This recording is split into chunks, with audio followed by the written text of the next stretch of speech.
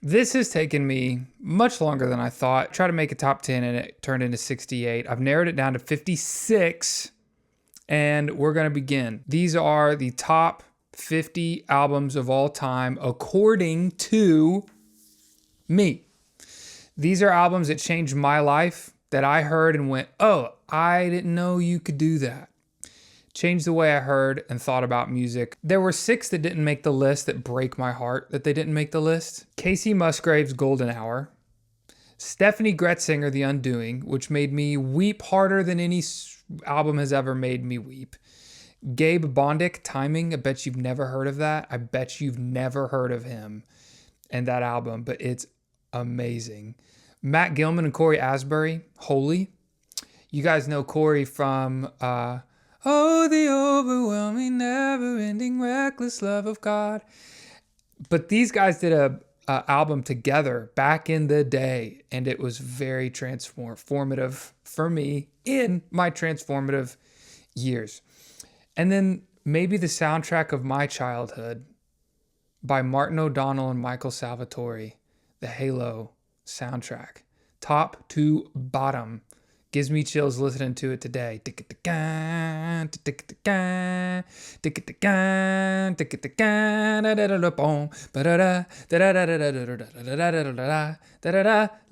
the staccato, exciting, percussive stuff with the violins and the African beats that are throughout, tribal stuff, dude. And 51. Chris Stapleton, Traveler, which originally in my first list of top 20 was in the top 20. Now it's not even there. That should show you how much research I did. I listened to all these albums again, which took a ton of time, but I enjoyed it. So this brings us to the first on our list, which is Quab's Love and War. You might not be familiar with this one. You might be familiar with his song, I can't remember what it's called. That's great. I dig it. The reason I don't even know the words is because that doesn't come close to the rest of the songs on the album, in my opinion. I love that song. All of the songs on the album are fire. This is one of the most consistent albums on here. This is a no skip album for me. The album is very new pop soundy. It's very synthetic, instrumentation based, done right. And the melodies are gorgeous. The chords, they do all the cool stuff of production, but they have the songs, the melody, the chords, the harmony, the lyrics to back it up and to work together in one tandem with this. This is one of my favorite pop albums of my life. True pop albums. Melodies that stick in your head. Fight for Love is one. Gorgeous melody that will not leave you. Look Over Your Shoulder sounds like you are in a bad to the bone 80s video game that turned movie that just makes you feel awesome. If you're ever walking into like a fight, hopefully you never do that unless you are a professional fighter. This is the song to get crunk to as you walk toward the ring. And then Cheating on Me is another one that was covered by Madison Ward and is a singer's song. It's very, I think it's in 6/8. I was cheating on me. God. Singer's song. But the song that hits me the hardest is Perfect Ruin. I was in a writing session and these guys were like, yo, I just heard this song. Actually, my friend Eli Teplin was like, I just heard this song and it's killing me. I want to write a song like this. And I was like, cool, let's play it. The first 2 seconds of the piano intro destroys me still today. It's like just first 2 chords and the way they play it. I did it wrong. Let me play it again. Ow! That hurts so bad, but that's not even, like, it keeps going. Okay, I'll focus.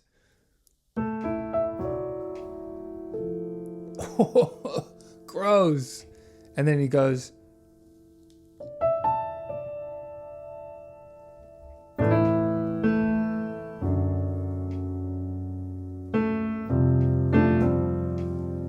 And that's the verse. Those are the chords to the verse. That's the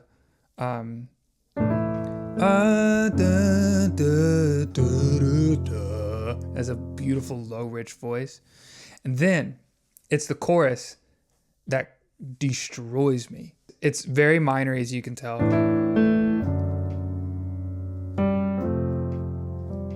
And then all of a sudden the chorus lifts you up into freaking outer space, into heaven, into and through the pearly gates themselves. And he's like, somehow it moved me. Your love has powers over me. Perfect ruin. Somehow it, and then it goes, somehow it powers over me. And then back to, sheesh Louise, man. Gross. Number 49 is Chet Baker, and Chet Baker Sings. That's the album. This one is so low because I just found him. A student of mine started covering a bunch of his songs. I was like, who is this? And she was like, you don't know Chet Baker? I'd heard of that name. I think there's a band that is like has a name after his name, like Chet Faker or Brett Faker. I don't know. But I'd never heard him sing. Then I heard him sing. Oh my gosh. This album has some classics, like My Funny Valentine is one of the most famous, well-known crooner songs ever. And then Like Someone in Love, he sings this on there. The best I've heard anybody sing it. And then It's Always You is another one on that feels like they got the mic and his vocal just right. A lot of these old recordings, this is from the 50s, I think 1956, the engineering isn't great. Whether that's the technology of the mic or the actual engineer, it's probably the technology of the mic because the engineers are the best of the best. But the drums are usually too harsh. Like I had a Bill Evans album that I wanted on here, the Bill Evans Trio, but the drums are so harsh when they come in, I couldn't put it on here. This one, top to bottom, band sounds awesome. Specifically, It's Always You. His vocal is so warm and upfront and clear. But my favorite of the album and Spotify's most streamed, so I'm not alone, is the song called I Fall in Love Too Easily.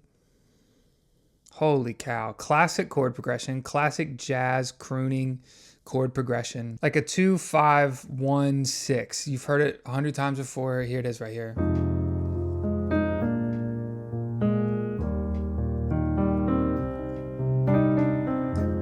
You've heard that a bunch of times. But there's so many beautiful substitutions for the typical chord. So you think it's going to be this, but then it's this. Very similar, but same qualities in the right hand, but different in the left. This song I'm talking about, I Fall in Love, goes, I fall in love too easily. I fall in love too fast. I fall in love too terribly hard for love to ever last. My heart should be well schooled. It just stays there forever. Feels like you're taking a nap on a cloud when he sings. I love the tone of his voice too. I do. Okay, you're going to find, and you might make fun of me, that I kind of sound like I'm imitating the people I'm talking about. And I can't help it. It's how I like what I hear when they sing it. And I have a John Legend thing coming up. Spoiler alert. And it's like Clark's version of John Legend singing. I can't help it. Okay. So in this, what I try to do specifically on I Fall in Love Too Fast, when he holds out fast, most people would just go, I fall in love too fast, or just fast. But he puts so much breath behind it, almost like a saxophone. Fast. Mel Torme does that a lot too. Did. R.I.P. He does that really, really well. It's not like a whisper. Like there's still so much timbre and resonance through his vocal cords in that. Just kills me. Absolutely kills me. These chords feel so good. Like this, it's called a tritone substitution 2/5 of. It's kind of like a 2/5 of 3, but then he switches it up. Whew, all those moves feel so good. I would go into what that means. Tritone substitution of 2/5 of 5 with a diminished 2/5 of 6, stuff like that. But it would take too long. I do, if you want more information on that, I've got a theory course that's out. The description in the description below will have a link to that if you want to play these chords. And I promise they're not hard. Most of the time the bass just moves a little. And it's the same chord you're already playing, it's just a different bass note, and then all of a sudden it sounds like this.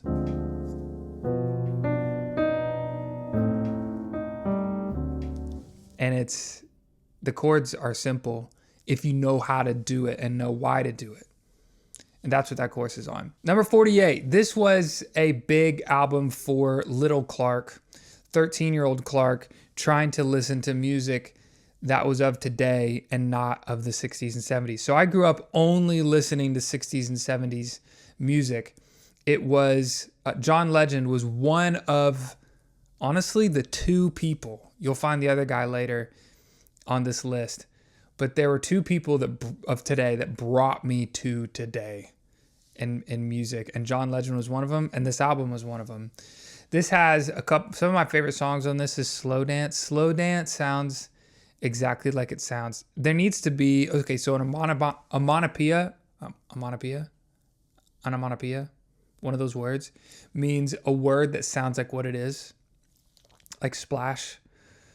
The word splash sounds like someone splashing, like it actually sounds like what it is. I think songs should have that, like chord progressions are like onomatopoeias. That's totally the word. And that's what this song is. The Slow Dance song, it just feels slow and dancey and great. And I hate dancing. And I want to slow dance to this. Honestly, I just want to like move slowly and just bask in the groove of this song. Where Did My Baby Go is another song on this album that is a classic melody. Where did my baby go? I wonder where she went off to. It's almost like a lullaby or like a kid's thing, but then it goes on. Please tell that girl if you meet her, there's someone longing to see her. Where did my baby go? I wonder where she went off to. It's gorgeous. Beautiful flight through the melody, through the chords, through the song that's presented. And then there's a song at the end called Coming Home. If you just want to weep, if you want to cry, listen to Coming Home. But the song that I think about every time is this song. It's the first one on the album. It's called Save Room. And it's just 3 or 4. It's 4 chords, but the verse is mainly just 2 chords. And that's it. And it feels so good. John Legend does a great job of using 2 or 3 chords, but using the major 7 chord so effectively. Like Ordinary People, pretty much 3 chords, and they're all major 7 chords.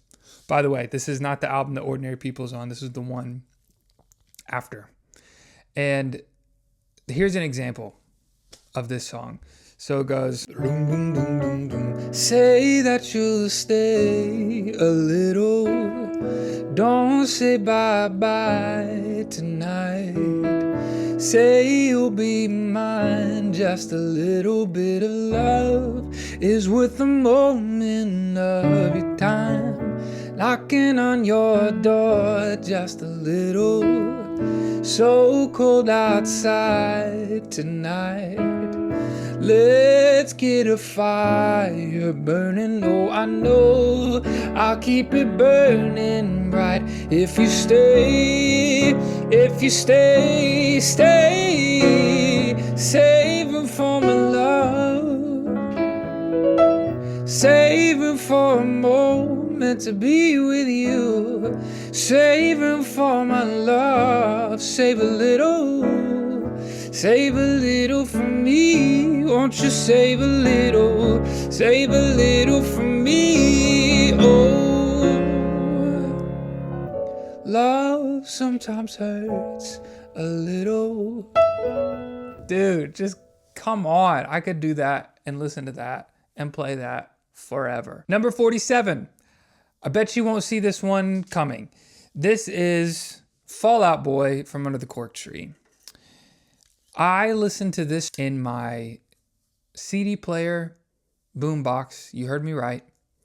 Over and over again. This was the first album and maybe the only album that I can tell you the key of the next song before it starts. Like I can sing the intro or the guitar riff in the next song before it even begins because I listened to it so many times. Every song on this album freaking rocks. This is Fall Out Boy. Fall Out Boy's always kept their like hardcore kind of angsty rocker thing going, but this was like true OG rock band.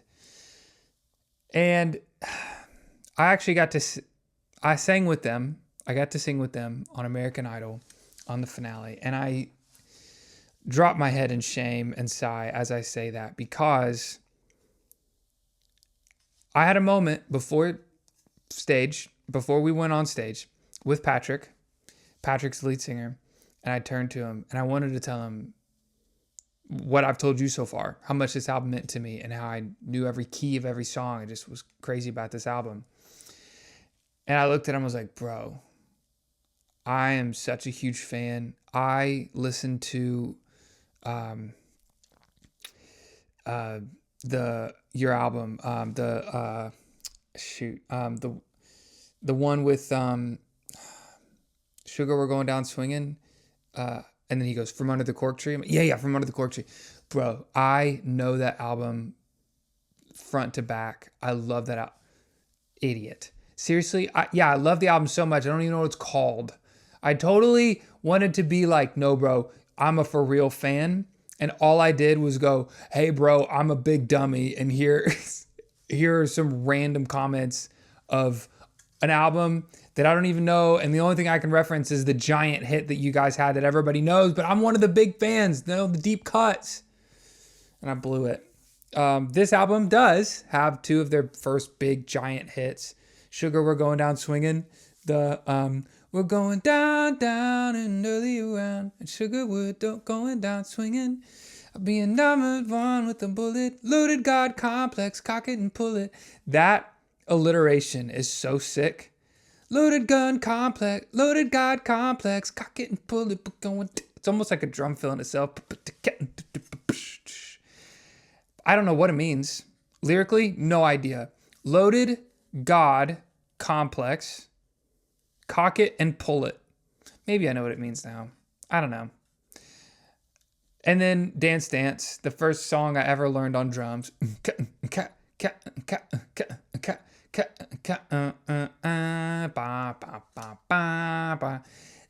Dance. Which, like a true fan, like me, I would say those two songs are not even close to the best songs on that album. Songs I love, all their songs have ridiculously long and humorous names. Like one song I love is called Sophomore Slump or Comeback of the Year. It's really groovy. It's like ga ga ga ga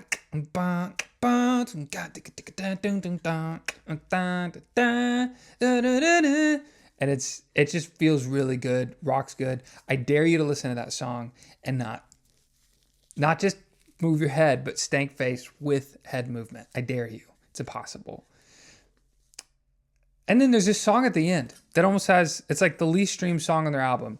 It's gorgeous. It's called EXO. And it's like thrashy and rocky and double time. And the chords are big and moving and thrashy. And then all of a sudden, it just opens up into this gorgeous halftime tinging on the ride. We're not crashing the ride. We're not going, which I'm into, by the way. We're just all of a sudden Halftime opens way up, and you won't believe what chord he plays. He plays straight up a 1 and then a major 7 chord, and it's gorgeous. And the melody's gorgeous too. It's like thrashy. And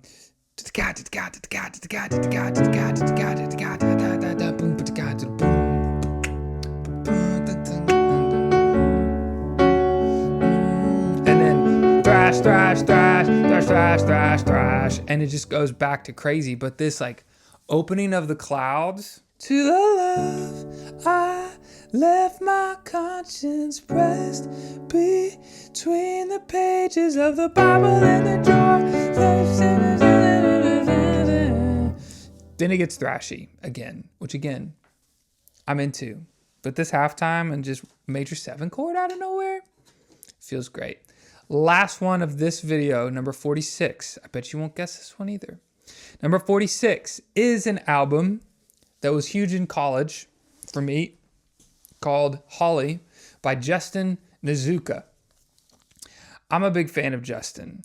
The song that was most popular was called After Tonight. I know after tonight you don't have to look up at the stars. No, no, no, no. I know after tonight you don't have to look up at the stars. No, no, no, no. Throughout this whole album, there's so much room for singing and vamping in a really cool, unique way to Justin, and he does it great. This album and his singing on this album helped revolutionize the way that I riff and sing. And it's not like your typical big runs, gospel-y, chop type stuff. It's just, you have to listen to it. Another song, this is actually my favorite song on the album, called Golden Train. Dude, goes like, don't you wake up yet, give me some time to watch you sleep, oh angel of mine. And then it goes, well, if tomorrow, if a golden train came to take you away, would you go, would you stay? Tomorrow, if a golden train came to take you away, would you go, would you stay with me?